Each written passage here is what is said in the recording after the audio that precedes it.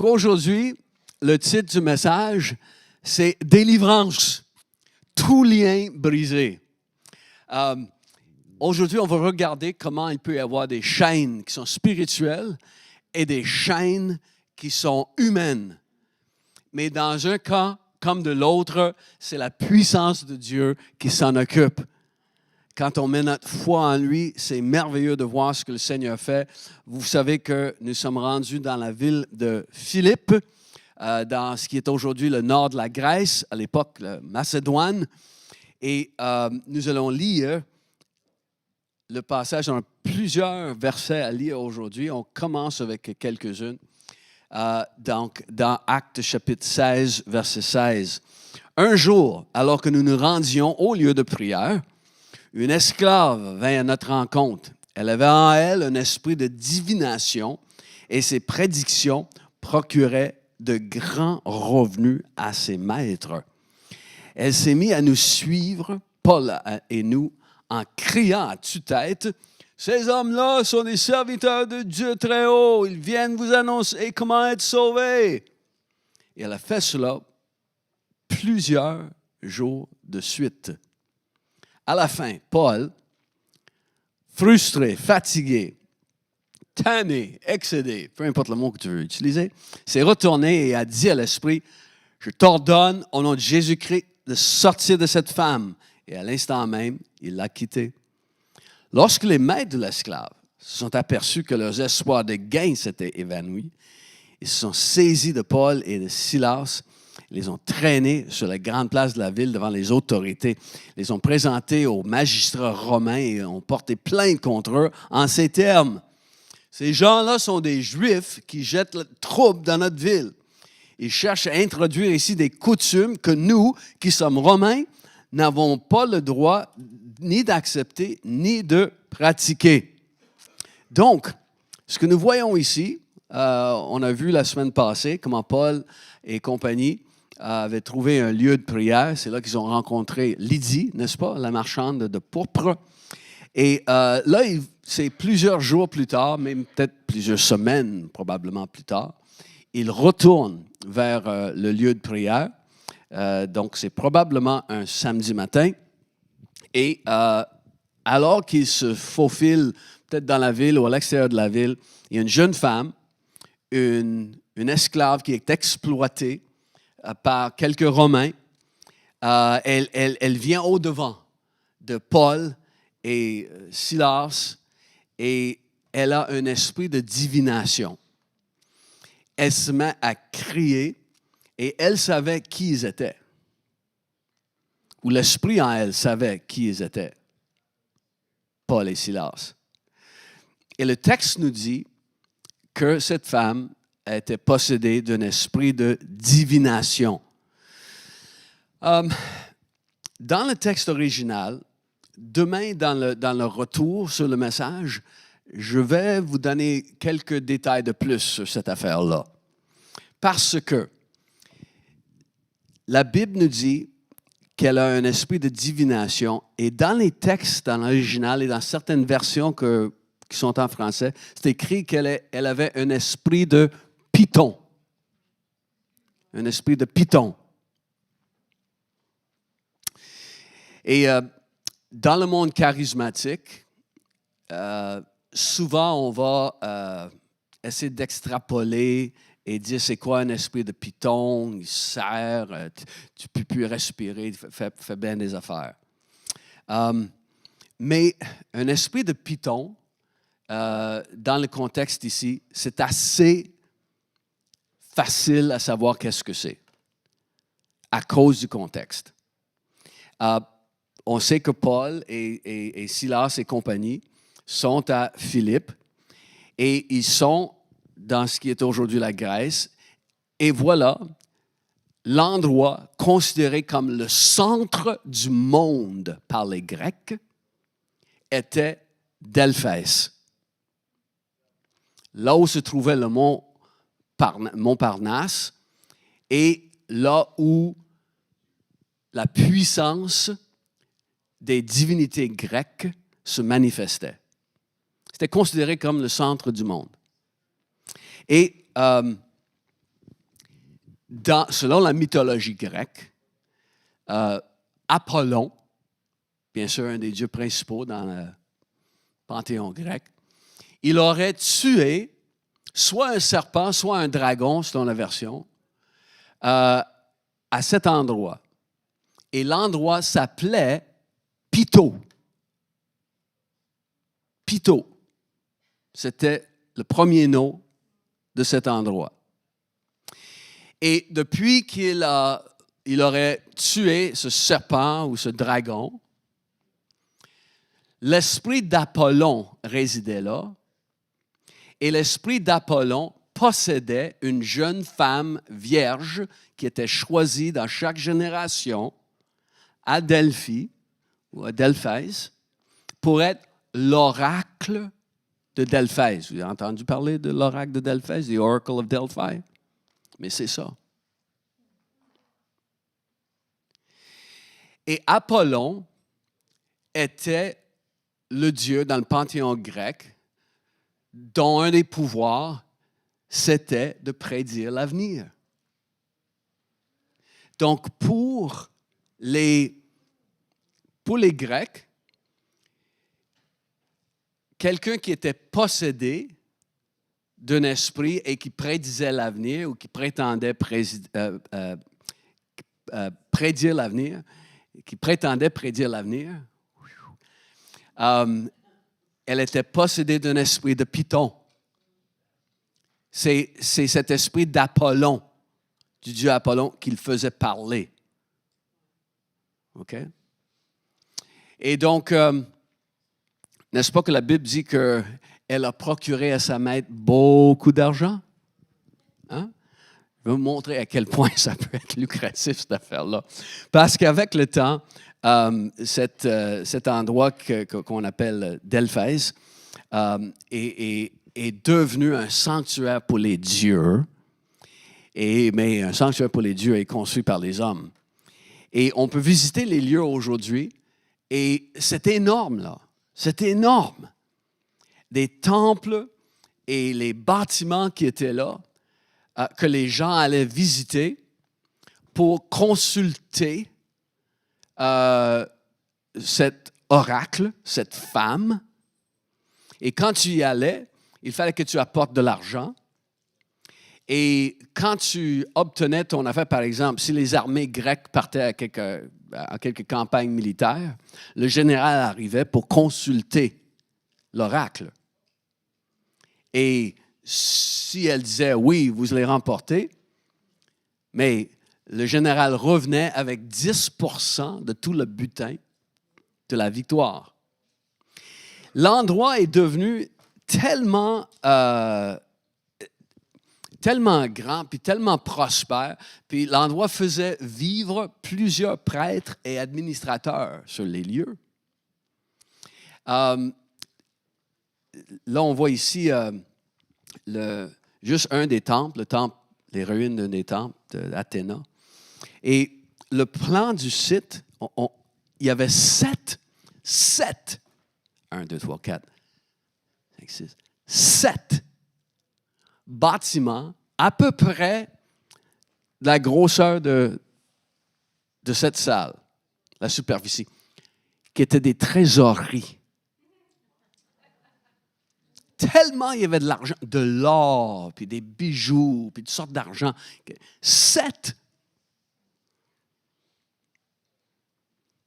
C'était vraiment un endroit de prospérité parce que les gens cherchaient à savoir c'est quoi l'avenir.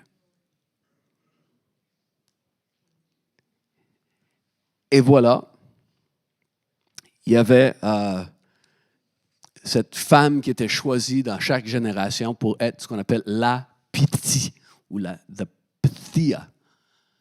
Elle était la représentante d'Apollon, elle était l'oracle à Delphès. Mais il y avait beaucoup de gens qui, eux aussi, étaient dans le royaume et qui prédisaient l'avenir. Et donc, Paul et Silas sont confrontés par cette femme qui procure beaucoup d'argent à ses maîtres. Et voilà. Vous savez que la traite humaine existe depuis bien longtemps. Hein? Et les gens vont profiter des autres pour s'enrichir. Donc, l'histoire continue. Lorsque on va amener Paul et Silas devant les magistrats, la foule se souleva aussi contre eux. Alors les magistrats leur furent arracher les vêtements et ordonnèrent qu'on les batte à coups de bâton.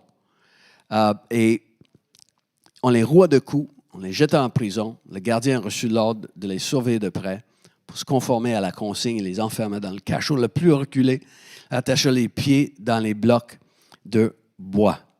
Donc, la fille les rencontre alors qu'ils se rendaient au lieu de la prière. Elle les reconnaît comme étant des serviteurs de Jésus, des serviteurs du Très-Haut. Et elle se met à crier après Paul et Silas. Elle se met à dire, à crier, ces hommes-là sont les serviteurs du Très-Haut. Ils annoncent comment être sauvés. Pendant plusieurs jours, elle fait ça. Et donc, ça va déranger, bien sûr, parce que Paul et Silas et les autres veulent parler aux gens. Et alors qu'ils commencent à parler aux gens, il y a cette femme qui crie « Ah, ces gens-là sont les serviteurs de Dieu, ils vont vous annoncer comment... » Puis c'est jour après jour. Là. Pour combien de temps, on ne le sait pas, mais c'est plusieurs jours, la Bible dit. Elle fait ça, sans cesse. Et finalement, Paul, tu peux juste imaginer, chaque jour, il marche, la femme crie après. Là, on essaie de parler avec quelqu'un. Ah, la femme nous crie encore. Elle est fatigante, là. Puis, ça finit que Paul, il est au bout, là. Et là, il dit, OK.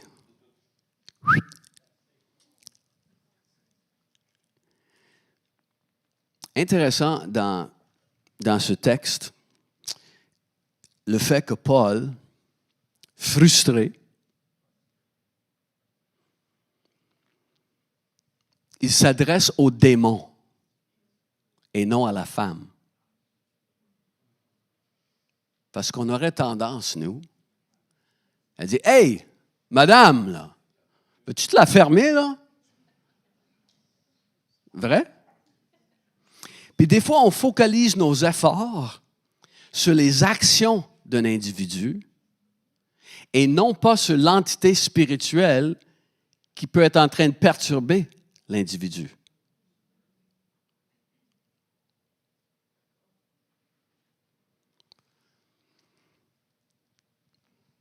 Et là, ils se font suivre partout. Partout où ils vont, la femme les suit. J'ai eu l'impression que le mal te suit partout. T'as juste cette impression?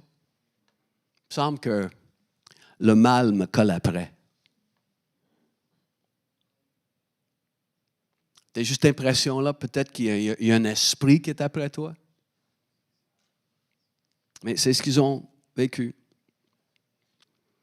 Et si le mal est après toi, et si tu as l'impression que le mal te suit partout, et tu as peut-être même l'impression qu'il y a un esprit maléfique qui te suit dans ta vie, à un moment donné, il faut prendre l'autorité du Saint-Esprit qui est à l'intérieur de toi, fatigué de ta situation, dire « OK, c'est assez. C'est assez, tu vas quitter. Et tu dois prendre autorité. À partir de l'autorité de celui qui vit en toi. C'est même pas ta propre autorité. Prends l'autorité. Paul dit, au nom de Jésus-Christ, va-t'en. Es-tu fatigué d'être suivi par le mal? Es-tu fatigué comme à chaque coin que tu tournes, voilà. c'est le mal qui t'attend. C'est le mal qui met des bâtons dans les roues.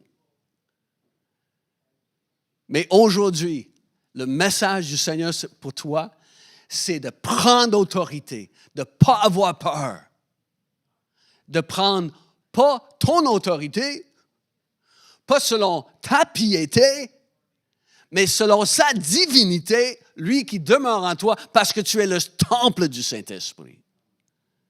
Si tu l'es, prends cette autorité. Prends cette autorité. C'est le temps que ça cesse. Bien sûr, comme on vient de lire, les propriétaires n'étaient pas trop contents, là, parce qu'ils ont vu que la femme est libérée. On ne sait pas si les propriétaires étaient proches d'elle ou tout simplement, plus tard, ils ont vu que la femme était libérée et il n'y avait plus aucun esprit qui la possédait. Mais ils ne sont vraiment pas contents, donc ils vont se saisir de Paul et Silas, surtout ces deux-là. Probablement parce que Paul et Silas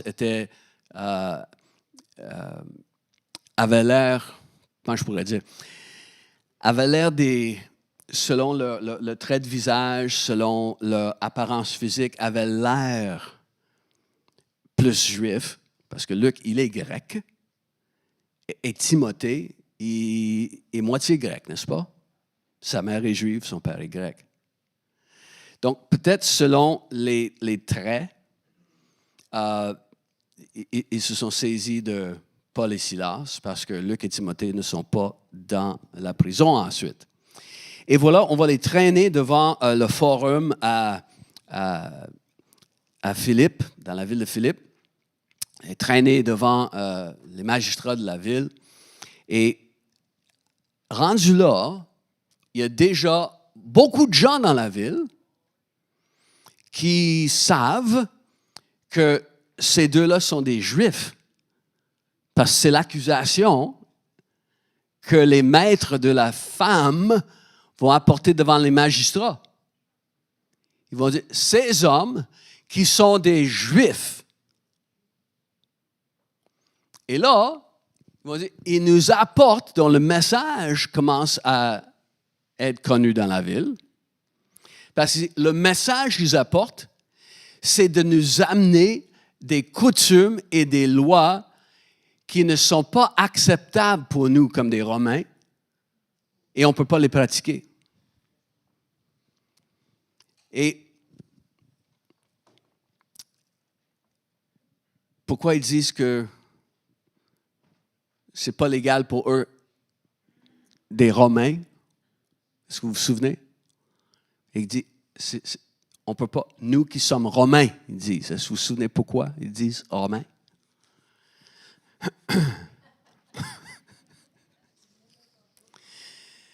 Donc, le pasteur Jerry, frustré, il dit, je l'ai dit la semaine passée,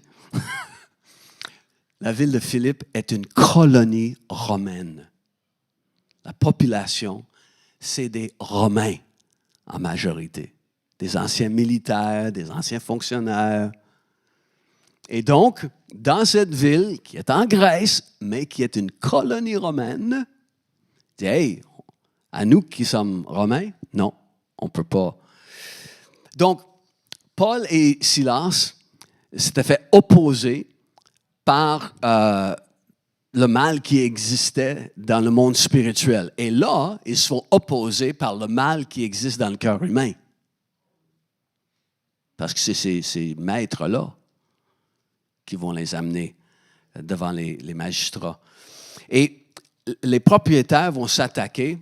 Ils ne parlent pas du fait que la jeune femme et ce qui est arrivé à elle. Ils ne parlent pas de ça. Ils s'attaquent à leur nationalité. Ce sont des Juifs. Et ils s'attaquent aussi à leur message. Ils ne parlent pas... parce que pendant des jours, au moins pendant des jours, probablement quelques semaines, ces hommes avaient toléré, les Juifs dans leur ville avaient toléré le message. Mais là, tout à coup, là, quand on s'est attaqué au portefeuille, c'est ça qui les fait réagir. Et là, ils vont accuser Paul et Silas selon leur nationalité, sont des Juifs, et selon le message.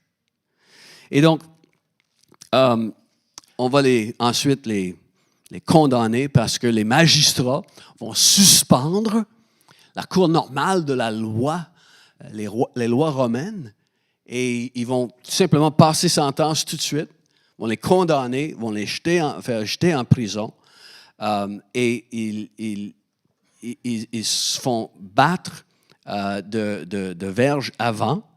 Encore une fois, c'est probablement les 39 coups moins 1 qui étaient communs chez les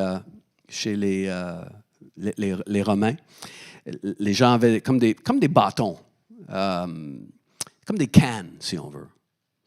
Et là, on va battre Paul et Silas à coups de canne, à coups de bâton, pour ensuite les remettre au geôlier, celui qui s'occupe de la prison dans la ville, et on dit de les garder sûrement.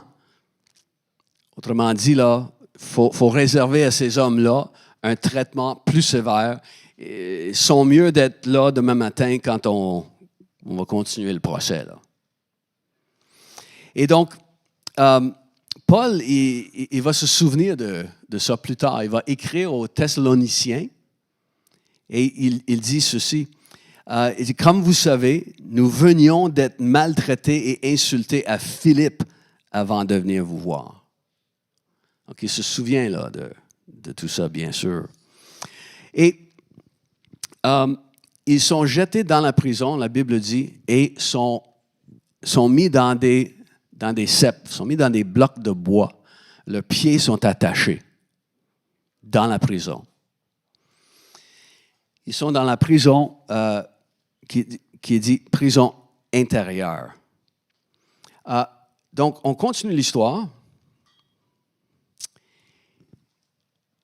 Et on lit, vers le milieu de la nuit, Paul et Silas priaient et chantaient les louanges de Dieu.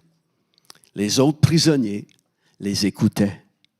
Et tout à coup, un violent tremblement de terre secoua la prison jusque dans ses fondations.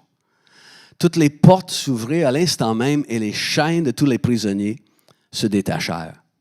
Le gardien se réveilla en sursaut et a vu les portes de la prison grandes ouvertes. Alors, il a tiré son épée et allait se tuer, car il croyait que ses prisonniers s'étaient enfuis. Mais Paul lui a crié de toutes ses forces, « Arrête, ne te fais pas de mal, nous sommes tous là. » Le gardien a demandé des torches, s'est précipité dans le cachot et, tremblant de peur, il s'est jeté aux pieds de Paul et Silas, puis il les a fait sortir et leur a demandé, « Messieurs, que dois-je faire pour être sauvé? » « Crois au Seigneur Jésus, » ils lui ont répondu, « et tu seras sauvé. Il en est de même pour toi et tous les tiens. » Et là, ils lui ont annoncé la parole de Dieu à lui et tous ceux qui vivaient dans sa maison. À l'heure même, en pleine nuit, le gardien les a pris avec lui, il a lavé leurs blessures, fut baptisé aussitôt après, lui et tous les siens. Puis, il a fait monter Paul et Silas dans sa maison, leur a offert un repas. Il s'est réjoui avec toute sa famille d'avoir cru en Dieu. Si une jeune femme était prise dans des liens spirituels, Paul et Silas se voient ici pris dans les liens humains. Ils sont pris dans des liens confectionnés par l'homme. Et Paul et Silas se trouvent en prison. C'est la prison intérieure. Ça veut dire c'est l'endroit où il fait noir. C'est l'endroit où on garde les prisonniers les plus dangereux. C'est comme d'être dans une cellule en isolement de nos jours. Et pour terminer aujourd'hui, on va regarder quelques leçons qu'on voit dans la fin de cette histoire, que j'ai appelé les leçons de la prison. Donc la première, c'est on doit apprendre à louer Dieu, peu importe les circonstances. Peu importe les circonstances, on peut louer Dieu. on peut comprendre que Paul et Silas, là, ils vivent une douleur épouvantable. Là. Leur dos est ouvert. C'est tracé, les plaies, les meurtrissures, la blessure dans le dos, ça fait terriblement mal. Ils ont froid, ils ont faim, ils ont soif, ils ont les pieds dans les blocs de bois, donc ils ne peuvent pas changer de position, ils ne peuvent pas dormir. Même s'ils sont complètement éténués, ils sont fatigués, ils ne peuvent pas dormir parce que s'ils veulent se coucher, il faudrait qu'ils se couchent sur le dos. Mais leur dos est ouvert, là. Donc, ils doivent rester assis dans la prison. Et alors qu'ils sont assis, avec la possibilité qu'il y ait quelque chose de pire qui les attend pour le lendemain matin, qu'est-ce qu'ils sont en train de faire? Se plaindre, jeter le blâme sur la servante. Comment ça se fait? Silas, tu aurais dû nous dire d'aller dans l'autre ville. Ils ne se plaignaient pas. Ils ne s'apitoyaient pas sur leur sort. Ils priaient et ils louaient Dieu. La Bible dit qu'ils chantaient des louanges. Ils sont en train de chanter. Ils sont en train de louer Dieu. Et l'importance de cette histoire, c'est nous faire comprendre comment, peu importe nos circonstances, on va louer Dieu pareil. Je vous dis, là, c'est une des premières leçons qu'on doit apprendre en tant que chrétien. Il va y avoir des circonstances terribles dans nos vies. Horribles. Parce qu'on n'est pas encore au ciel et il y a toutes sortes de choses. Toutes sortes de problèmes. Souvent, des problèmes causés à cause des autres. Et on vit des souffrances. On vit des moments pénibles, ça fait mal. Et la leçon à apprendre, à retenir et à mettre en pratique, c'est que peu importe mes circonstances, je vais louer Dieu. Je décide de louer Dieu, de chanter.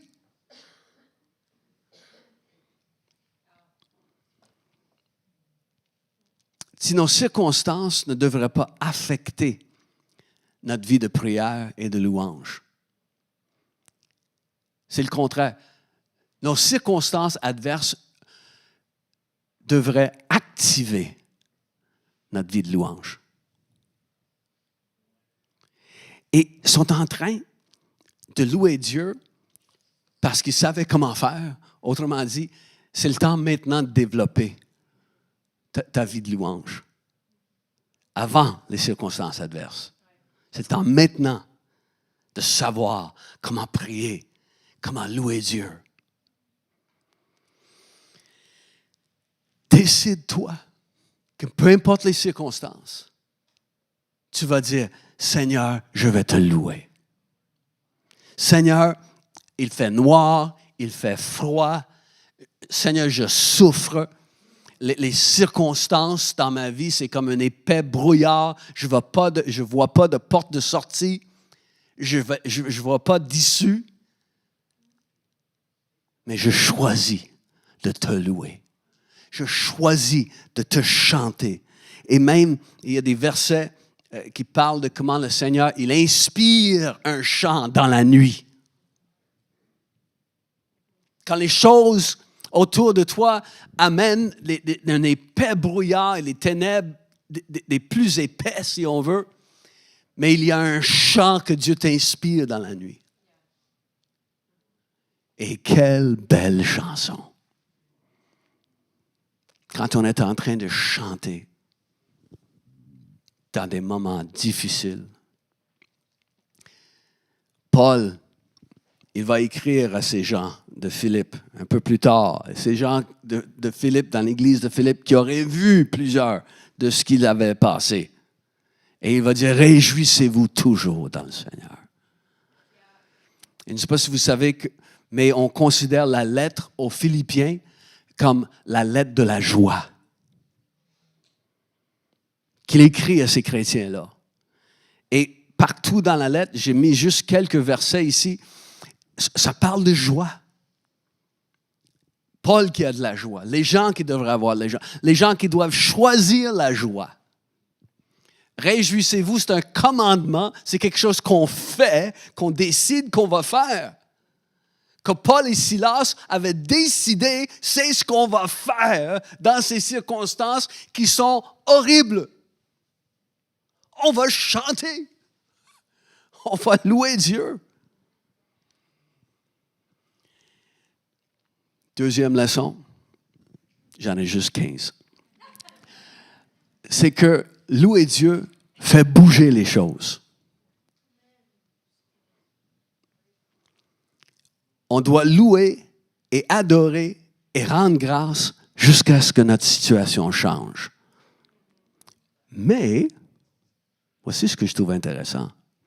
Paul et Silas ne faisaient pas ça dans le but de voir leur situation changer, mais parce qu'ils faisaient ça, la situation a changé.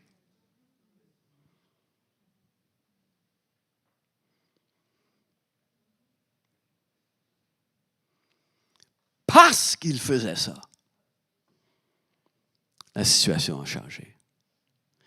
Dans le fond, comme mon ami missionnaire Peter DeWitt le décrit, il est certain, alors que Paul et Silas étaient en train de chanter les louanges de Dieu au milieu de la prison. C'est écrit que les autres prisonniers les entendaient. Mais je pense que Dieu les entendait aussi. Et il trouvait ça bon. Il s'est mis à taper du pied. Puis plus Dieu tapait du pied, plus la terre commence à trembler. Et voilà, tremblement de terre, les portes s'ouvrent. Ils ont loué.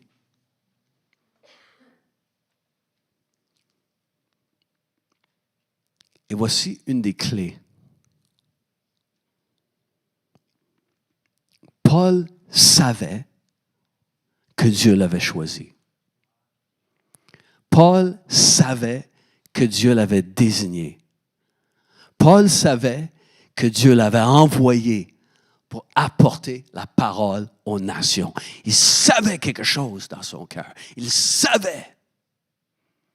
Il dit donc, ce qui m'arrive là, ça finira pas là. C'est juste le début. C'est comme si Satan voulait tuer la mission dans l'œuf. Mais Paul, il dit non.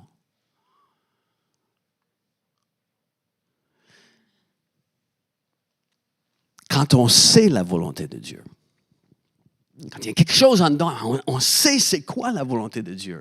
On sait c'est quoi ce qu'il a révélé. As-tu déjà eu un rêve de quelque chose? As-tu déjà eu une parole prophétique qui a été confirmée? As-tu déjà eu une impression de Dieu pour quelque chose dans ta vie? As-tu déjà eu une promesse d'une manière ou d'une autre de la part de Dieu? Tu le sais, donc tu n'acceptes pas quelque chose qui est sans issue, qui est sans porte de sortie. Tu t'attends à voir la bénédiction de Dieu. Et tu as le choix. Tu peux pleurer sur ton sort jusqu'à ce que les portes s'ouvrent, ou tu peux prier et louer Dieu parce que les portes vont s'ouvrir.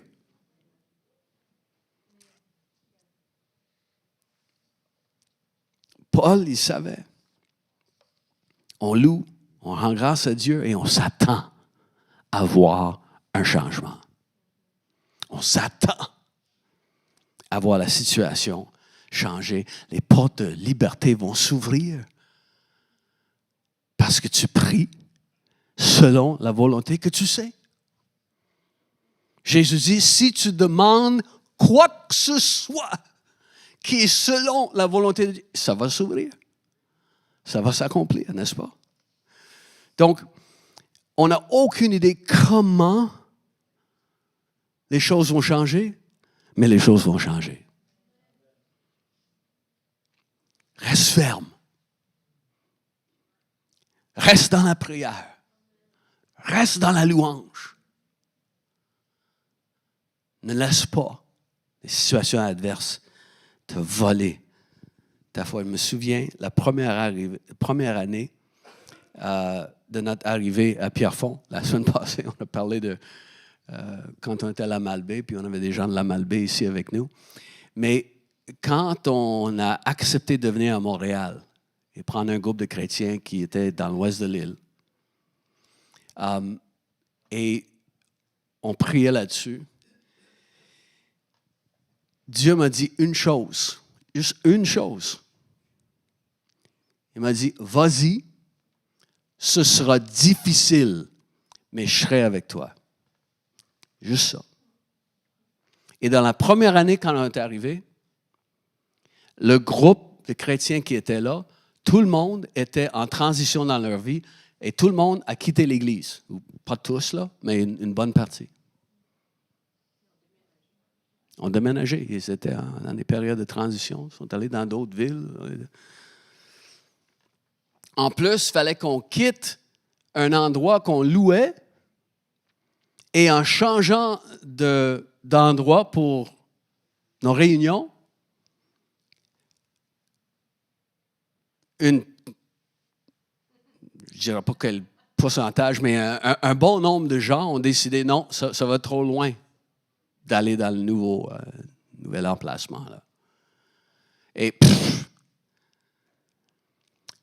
on a perdu tous les leaders, à part 2, mais j'avais cette parole de Dieu. Ce sera difficile. Il m'avait averti.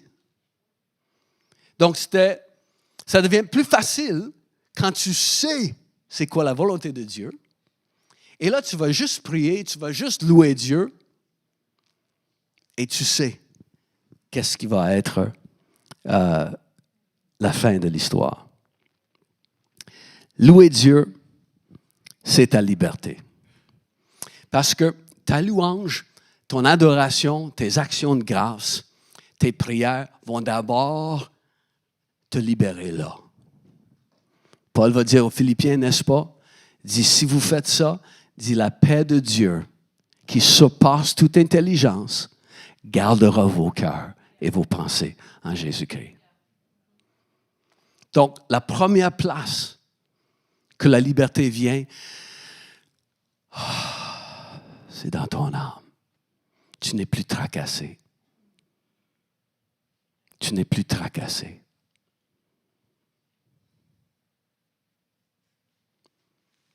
Ton adoration, ta louange, ta confiance finiront par te libérer à l'intérieur et à te procurer une victoire. Et n'est-ce pas l'histoire de 2 Chroniques s'applique tellement bien. 2 Chroniques, chapitre 20, vous connaissez l'histoire où le roi d'Israël, le roi de Juda, Josaphat, il est face à une armée immense, mais c'est des armées des Moabites. Il y avait aussi d'autres bibites. Il y avait les Maonites, il y avait les Ammonites, il y avait toutes sortes de bibites qui venaient contre lui. Et quand on l'a informé, il s'est mis à prier. C'était une armée vouée à la destruction d'Israël. Ça existe encore, ça. Hein? Et Josaphat va poser un geste qui est pour le moins inusité, n'est-ce pas? En accord avec tout le monde, il va dire aux musiciens, « OK, c'est vous qui vous allez confronter l'ennemi. » là. Et il met des chantres et des musiciens en avant de son armée, au front. Et quand l'armée adverse s'amène sur le champ de bataille, la première chose qu'il voit, c'est des musiciens ne voit pas de chars d'assaut, ne voit pas de roquettes. Il voit des gens avec des tubas. Bum, bum, bum, bum. Et ils sont en train de louer Dieu.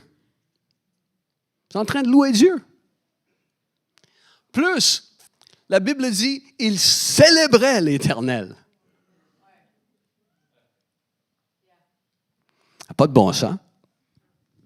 Mais pourquoi Josaphat avait une telle confiance de faire ça? Et la Bible dit, en accord avec le peuple.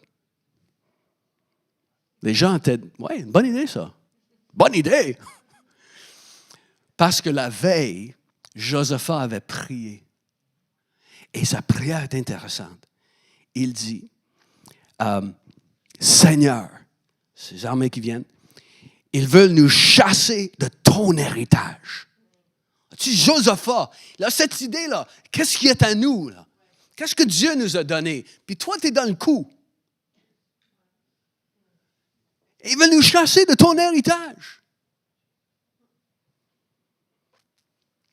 dont tu nous as mis en possession. Il a dit, nous sommes sans force devant cette multitude nombreuse qui s'avance contre nous et nous ne savons que faire, mais nos yeux sont sur toi. Et là, il reçoit une parole prophétique de Jacaziel. Et Jacaziel, il reçoit cette parole qui dit, ne vous effrayez pas devant cette multitude nombreuse. Comme si Dieu voulait souligner le fait qu'ils sont forts, eux autres, là. Dieu dit pas à Jacaziel, ne vous effrayez pas devant cette multitude nombreuse. Vous n'avez rien à faire sauf vous présenter, car Dieu combattra pour vous. Et là, Josaphat a eu le lendemain une idée. Bon, on va mettre les musiciens devant. On va célébrer Dieu. Et puis, Josaphat met les chantres et les musiciens, car Josaphat savait que même s'il n'avait rien à faire, la chose à faire, c'était de louer Dieu.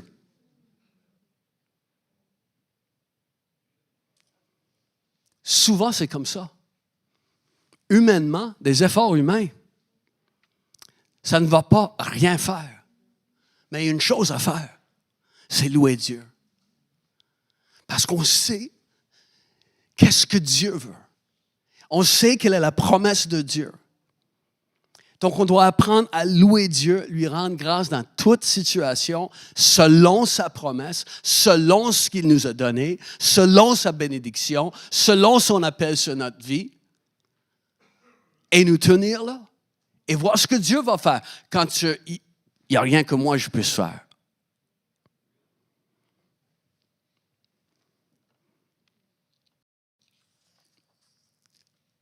Donc tu dis, Seigneur, tu m'as donné une possession. J'ai une bénédiction qui vient de toi. Et là, l'ennemi vient pour me l'enlever. Non. Non. Et tu te mets à louer devant ce que Dieu va faire. Toi, tu célèbres le Seigneur. Toi, tu n'arrêtes pas de rendre grâce au Seigneur pour ta vie, pour la promesse, pour l'héritage. Tu ne cesses pas de répandre devant le Seigneur quelle est sa volonté et de louer Dieu sans cesse.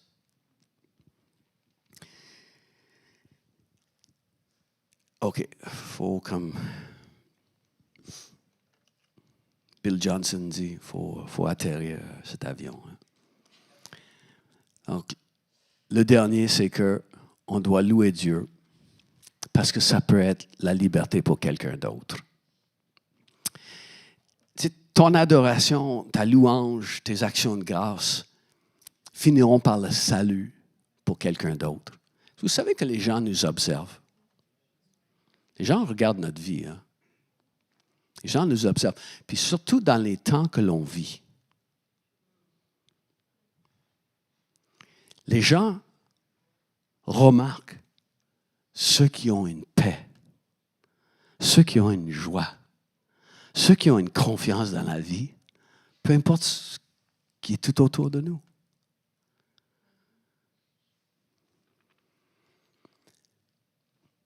Dans notre histoire, c'est le geôlier et sa famille qui seront sauvés à cause de la foi de Paul et Silas dans la prison. Et lorsque le tremblement de terre a lieu, les liens sont brisés, les portes s'ouvrent, Paul et Silas auraient pu à ce moment-là se sauver.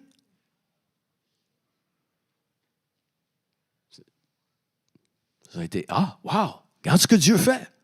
On y va. N'est-ce pas? Si Paul et Silas se seraient sauvés, tous les autres prisonniers auraient fait pareil. Voici notre chance. Mais je pense que le plus gros miracle dans toute l'histoire, c'est le fait que tous les autres prisonniers sont restés là dans la prison. Là, c'est des bandits. Là. On a la chance de partir, mais non, ils restent dans la prison.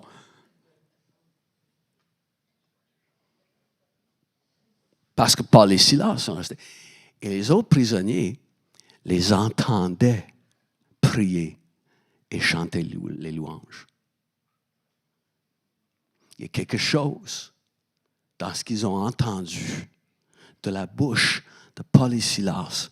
Ils ont fait que dire, ouais, je pense qu'on veut rester avec eux autres. Là.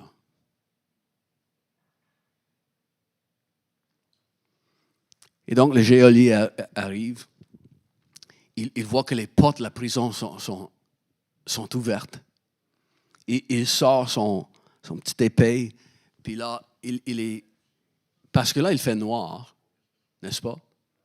Il regarde dans la prison, il fait encore plus noir. Il pense bien sûr que tout le monde est parti. Et c'est comme si cette silhouette de cet homme-là, Paul est dans la prison et il voit qu'il sort son épée. Puis là, il crie, « Oh, arrête! On est tous là! » Le geôlier demande des flashlights. Et comme de fait, il y en a en prison. Paul et Silas sont là. Sont là. Tout le monde est là.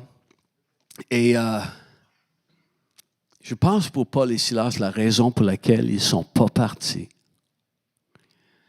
c'est qu'ils pensaient à la vie du geôlier. Ils savaient que si on part, c'est lui qui va payer la note. Et c'est pour ça que cet homme-là a voulu s'enlever la vie.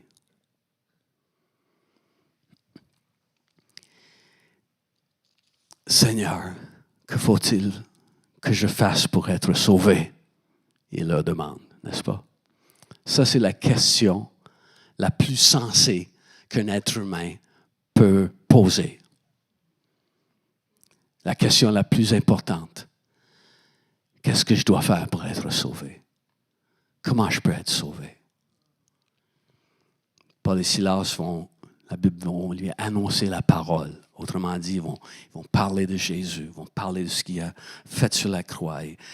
Et voilà, le geôlier finit par accepter le Seigneur. Lui et toute sa famille sont baptisés. Et le geôlier, il va laver le dos, il va laver les plaies de Paul et Silas après. Il va les inviter chez lui, va préparer un repas pour eux. Leur bourreau devient le bienfaiteur. Et comme Chrysostome le dit dans le 4e siècle, il dit, en 5e siècle, il dit, le geôlier qui venait d'être lavé de ses péchés est maintenant celui qui lave leur dos. Et il devient quelqu'un qui veut les bénir. Le lendemain matin, l'épilogue de cette histoire, on lit, quand il a fait jour, les magistrats ont envoyé les huissiers à la prison pour faire dire aux gardiens, relâche ces hommes. Celui-ci a couru annoncer la nouvelle à Paul. Un geôlier va le dire à Paul. Il dit, hey, les magistrats m'ont donné l'ordre de vous remettre en liberté. Hein? Bonne nouvelle. Vous pouvez donc sortir maintenant et aller en paix. Mais Paul dit, huissier, hein? Ah oui? Non.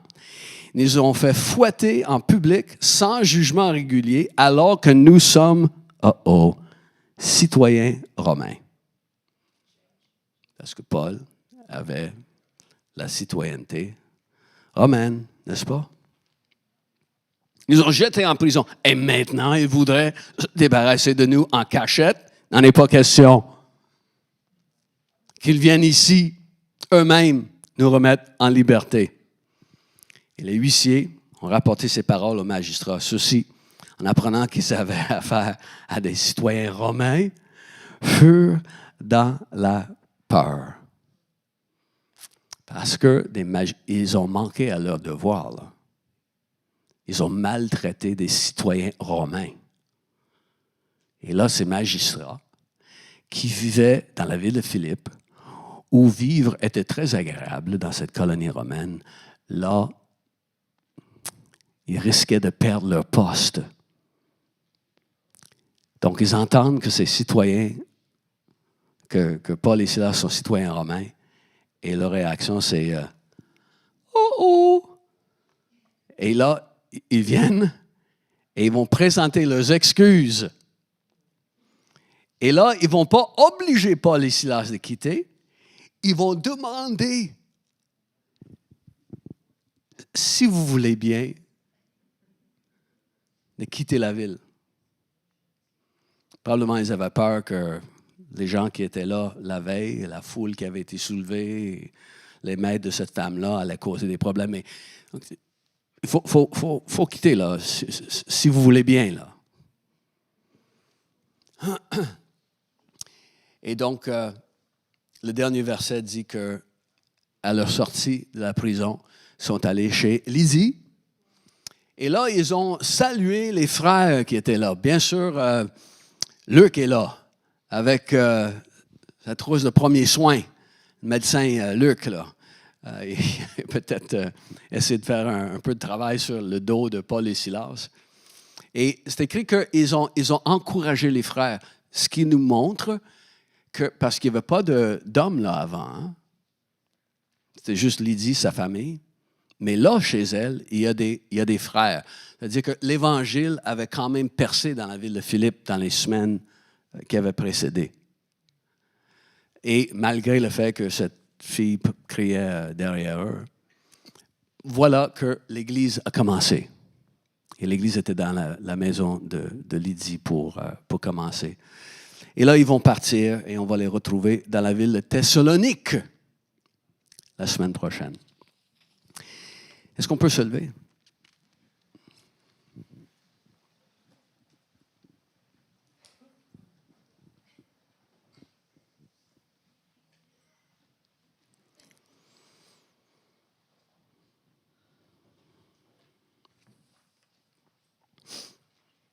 J'ai 2 questions aujourd'hui que je vais vous poser pour la prière. La première, as-tu besoin d'une délivrance spirituelle? As-tu l'impression que le mal te suit? Que tu es pris? Qu'il y a des forces même peut-être démoniaques qui te harcèlent et qui veulent arrêter ce que tu veux faire pour le Seigneur. Ils veulent arrêter ce que tu veux faire dans la vie. Et tu as besoin de délivrance. Aujourd'hui, on va prier pour ça. La délivrance. Ça n'a pas été long, hein, que la femme a été délivrée. Ça n'a pas été long.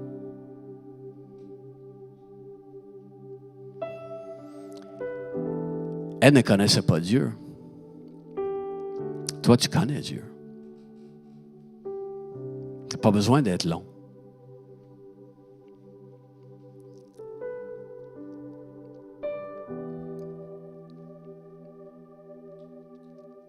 Tu vas prendre l'autorité qui est en dedans de toi et tu vas dire, OK, c'est assez là. J'en peux plus, c'est assez. C'est fini là. ton emprise, tes activités autour de ma vie, c'est fini.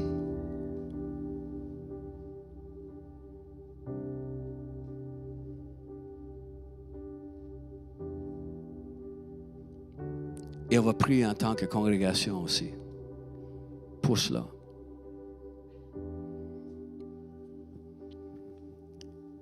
Tu te vois peut-être esclave à des habitudes.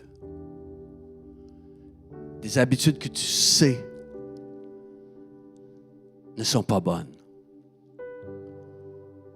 Peut-être aux prises avec la convoitise, la cupidité, peut-être le mensonge, l'adultère, la jalousie et parler en mal de ton prochain. C'est comme si c'est tout le temps là. Peut-être aux prises avec des pensées impures, peut-être avec la pornographie. Peut-être accroché à des substances, à l'alcool, à la drogue. Peut-être il y a en toi un désir de voler des choses.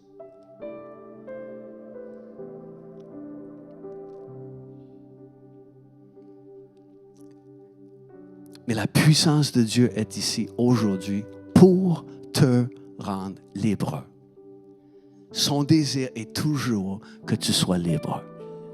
Libre de tout ce qui te harcèle, libre de tout ce qui te freine, libre de tout ce qui te tracasse. Il veut que tu sois libre. Tu as été créé pour être libre.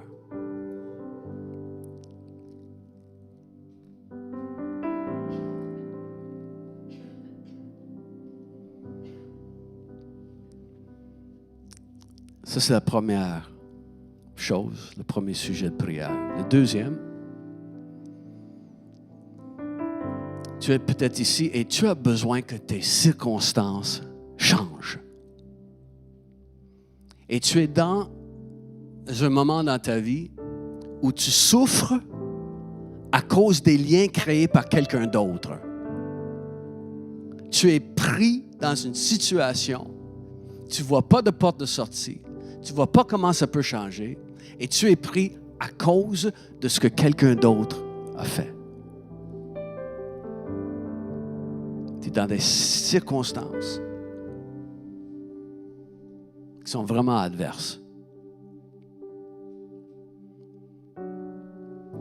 Donc aujourd'hui, je vais vous inviter ici en avant, si ça te concerne.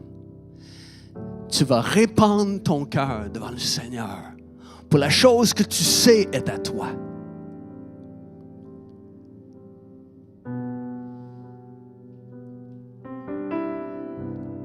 Et ensuite, toute cette semaine, la semaine d'après, tu vas continuer dans la louange. À chanter des louanges de Dieu. À prier. Réclamer ce qui est à toi. N'arrête pas de louer. N'arrête pas de chanter. Donc, ce matin, que tu aies besoin d'une délivrance spirituelle ou que tu aies besoin d'une délivrance de circonstances adverses, venez en avant. On va passer quelques minutes dans la prière, tous ici en avant. Besoin que quelque chose change dans tes circonstances. Tu te sens pris. Ou besoin d'une libération au niveau spirituel. Venez en avant. Et nous allons prier en tant que famille dans l'Église.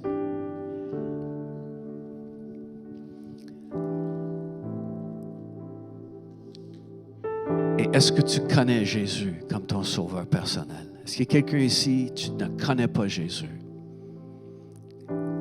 Juste avancer un peu plus pour faire de la place. Est-ce qu'il y a quelqu'un que tu ne connais pas le Seigneur Jésus comme ton sauveur personnel? Et comme le geôlier a dit, qu'est-ce qu'il faut que je fasse pour être sauvé? Aujourd'hui, tu as besoin de recevoir Jésus comme ton sauveur pour être sauvé. Tu as besoin de lui donner ton cœur croyant qu'il est mort sur la croix pour toi. Si tu es ici et tu n'as jamais accepté Jésus comme ton sauveur, juste lève ta main là où tu es, n'importe où dans la salle. Je vais la voir et je vais prier pour toi. Si tu n'as jamais accepté Jésus comme ton sauveur, tu ne peux pas dire que je sais que je m'en vais au ciel. Juste lève ta main et je vais prier pour toi. OK.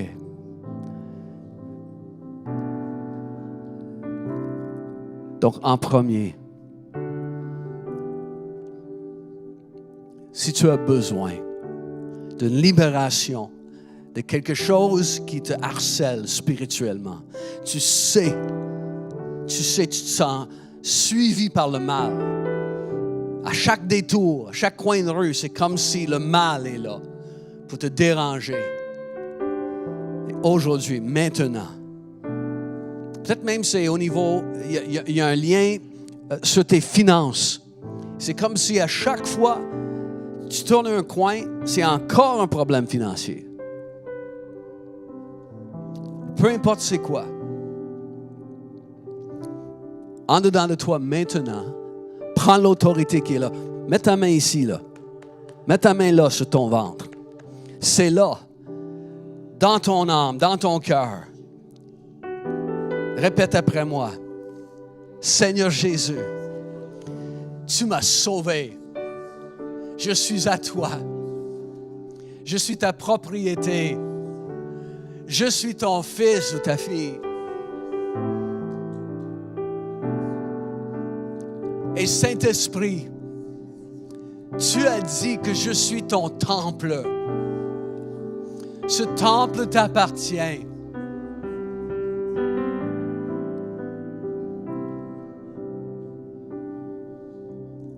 Merci de ton autorité, Saint-Esprit. Jésus, tu as dit que toute autorité t'a été donnée sur la terre et dans le ciel.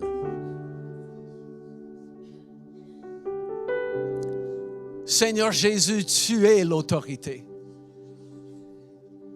Tu es au-dessus de toute hauteur, de toute dominion, de toute principauté.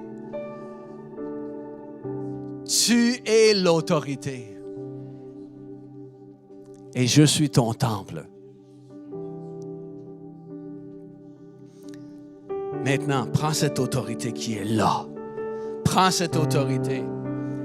Prends cette autorité et juste dis de ta bouche, je suis fatigué, tout esprit qui m'harcèle, quitte maintenant. Prends cette autorité. Ne sois pas tendre envers un esprit qui est là pour t'harceler. Ne sois pas tendre envers un esprit qui vient du diable, qui veut te détruire. Prends cette autorité et dis, va-t'en.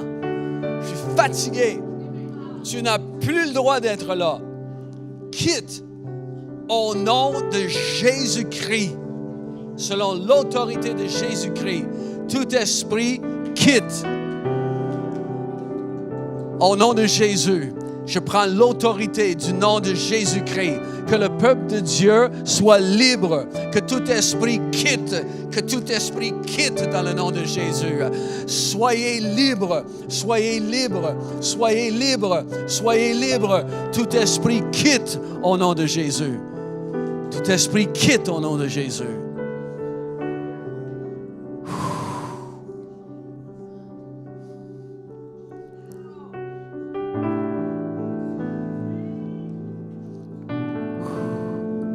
Seigneur, que ta liberté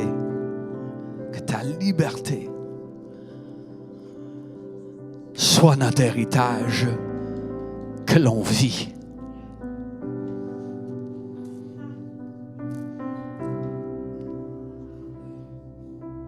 Car tu as donné une terre promise où les ennemis sont chassés. Tu as donné une terre promise où l'ennemi ne peut pas demeurer.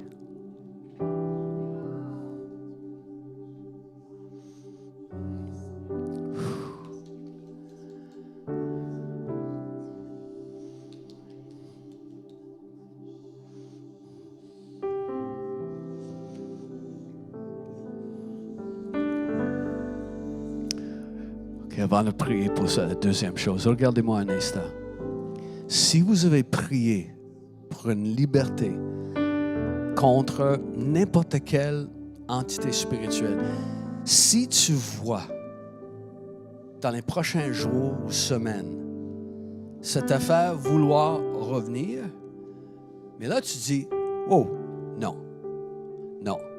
Je t'avais dit non, et c'est non. Prends cette autorité encore. Joue pas avec. Prends cette autorité au nom de Jésus-Christ. J'ai dit non. Tu quittes. Sois pas tendre.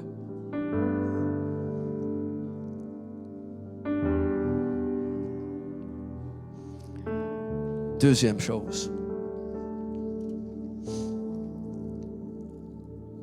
As-tu besoin que tes circonstances changent? Priez pour ça. Priez pour des circonstances qui sont adverses, qui semblent pas vouloir changer. Seigneur,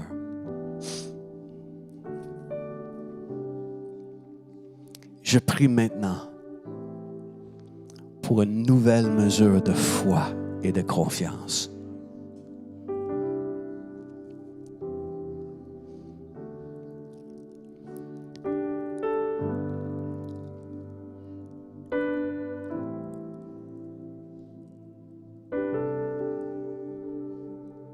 Saint-Esprit, tu donnes tout ce qui est bon et tout ce qui est beau.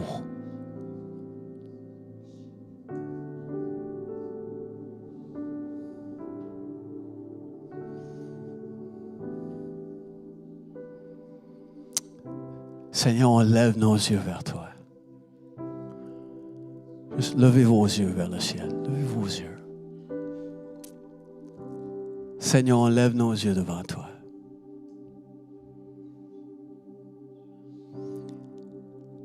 Car toute grâce excellente et tout don parfait descendent d'en haut du Père des Lumières. Tu es notre Père. Tu donnes des bons cadeaux. Tu donnes des grâces excellentes.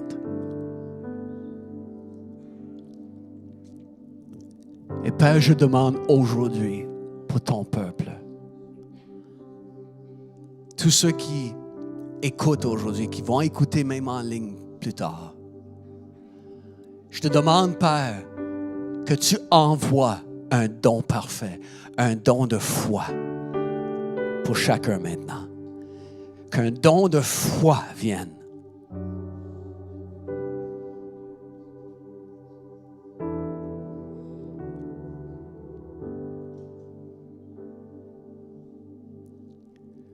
Maintenant, juste répétez après moi.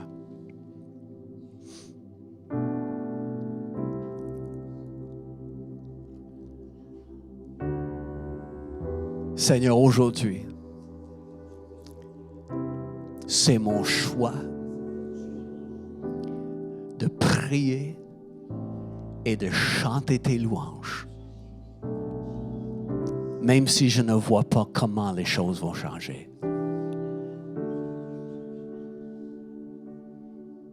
Je choisis de te louer.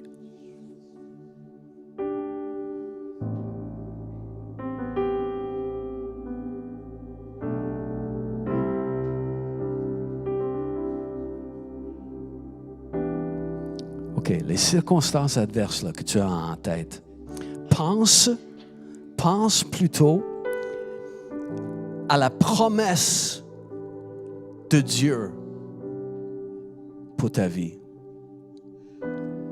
Pense aux choses que le Seigneur t'a révélées pour toi, pour ta famille, peu importe là. Pense à ça. Seigneur, c'est ça. C'est cette chose que tu m'as révélée. C'est cette promesse que tu m'as donnée. Je te loue pour ça. Je te loue pour ça, Seigneur. Je te loue pour ça. Je te rends grâce pour ça. Je te rends grâce pour la bénédiction que tu as promise.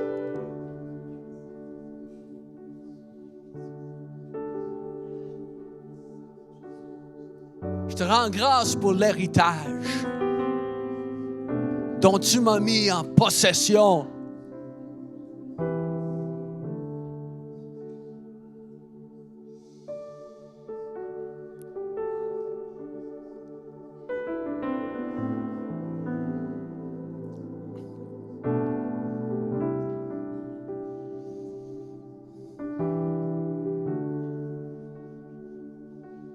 Répétez après moi encore.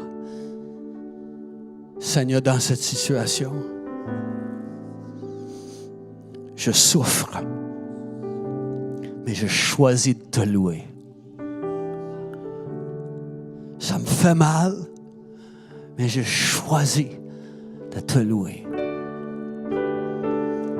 Et je choisis aujourd'hui de pardonner à ceux qui m'ont fait du mal.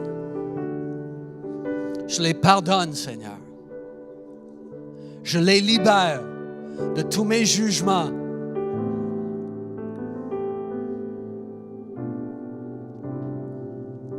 Et je te loue pour ta bénédiction. Je te loue pour ton héritage. Je te loue pour la promesse que tu m'as donnée.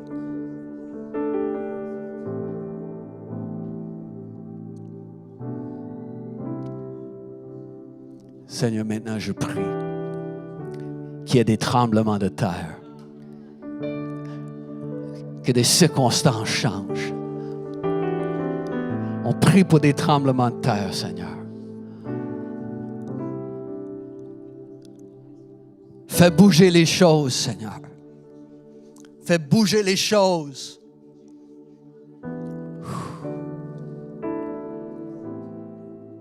Que toute chaîne mise par les autres, mise par les circonstances, toute chaîne tombe, toute porte s'ouvre. Je prie, Seigneur, que tu fasses bouger les choses maintenant.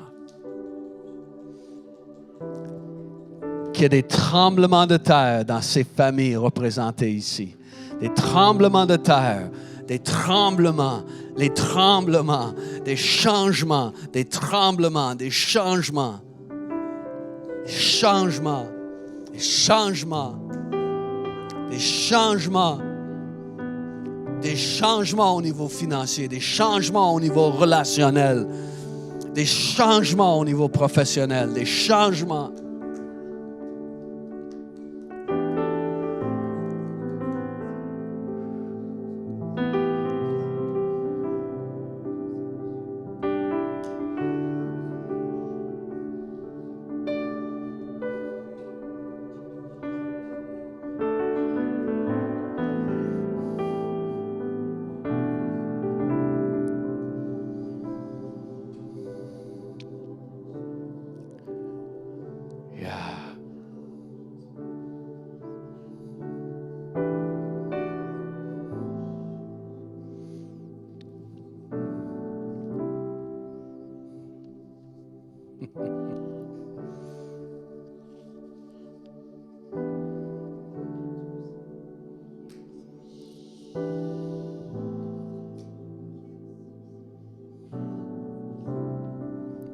Viens, Saint-Esprit. Viens, Saint-Esprit. Viens, Saint-Esprit. Viens, Saint-Esprit. Viens, Saint-Esprit.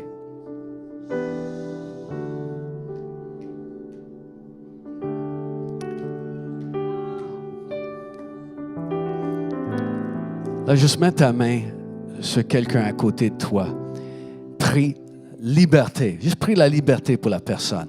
Juste prie la liberté pour la personne. Prie la liberté pour la personne. Non, pas en cercle. Juste mettez-vous une personne avec une personne. Une personne avec une personne. Une personne avec une personne. Priez. Liberté sur la personne. Liberté. Liberté. Liberté.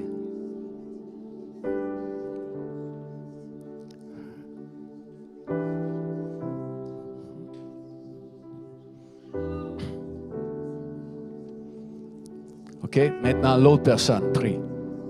La première personne arrête de prier, l'autre personne commence à prier. Liberté pour ton voisin. Liberté, liberté, liberté. Liberté.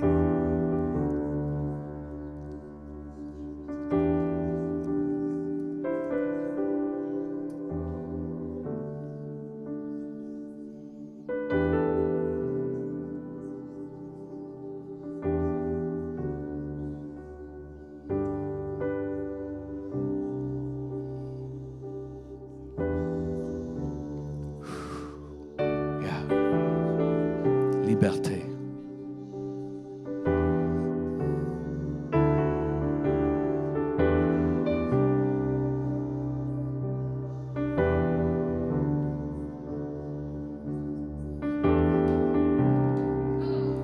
OK, regardez-moi un instant, tout le monde. Regardez-moi un instant, même vous qui êtes en arrière, regardez.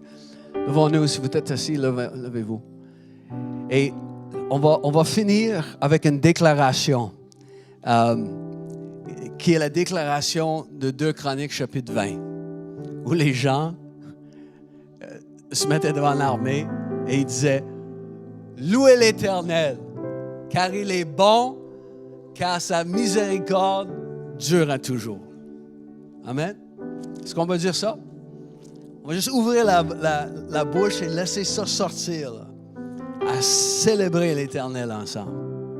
OK? Donc, louez Dieu, car il est bon, car sa miséricorde dure toujours. Vous êtes prêts? 1, 2, 3. Louez Dieu, car il est bon, car sa miséricorde dure à toujours. Encore. Louez Dieu, car il est bon, car sa miséricorde dure à toujours. Yeah. Et c'est la phrase que vous pouvez répéter chaque jour. Chaque fois qu'il y a des circonstances adverses, vous louez Dieu comme ça et priez pour la réalisation de ces paroles et ces choses que Dieu a déjà données. Amen. Amen. Serrez 225 personnes dans vos bras avant de partir. Il y a du café dans l'entrée. Prenez un temps pour aller rencontrer quelqu'un. Prenez un temps pour causer avec un frère, Merci une d'avoir sœur. été avec nous ce matin. Si vous avez des questions Manger sur ce que une vous avez sandwich. entendu aujourd'hui ou simplement vous aimeriez en savoir plus sur la foi chrétienne en général ou encore sur qui on est en tant On se voit la qu'Église, semaine prochaine. n'hésitez pas à nous envoyer un courriel à montréal@catchdefr.com. Vous pouvez aussi nous joindre au travers de la page Facebook en nous envoyant un message privé. Si vous avez aimé le contenu de la réunion d'aujourd'hui, vous pouvez nous suivre de semaine en semaine pour rien manquer de nos réunions. Vous pouvez le faire en vous abonnant à notre chaîne YouTube ou en nous suivant sur notre page Facebook. N'hésitez surtout pas à partager avec vos amis, à commenter, à liker notre contenu. Je vous souhaite à tous une excellente semaine et on va se voir dimanche prochain. Bye tout le monde.